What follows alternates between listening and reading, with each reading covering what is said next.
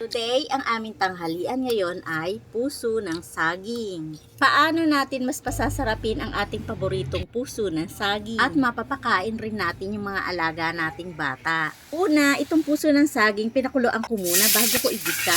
Siyempre, gisa muna tayo ng bawang at sibuyas. Pagkatapos, sinahugan ko ito ng kaunti lang na giniling. Saka ko nilagyan ng toyo. Pagkatapos, akin nang nilagay itong aking pinakuluan na puso ng saging. At saka ko nilagyan ng 2 basong tubig. At saka akin na rin linagyan ng suka. At aking sinamahan ng 2 piraso ng sotanghon. At pagkatapos, akin lang itong tinimplahan ng pamintang pino. At saka oyster sauce. Bakit kanyo hindi maitim itong puso ng saging na aking ginayat? Hindi ko rin alam po ano tawag sa puso ng saging na to. Yung mahaba siya, hindi siya yung bilog.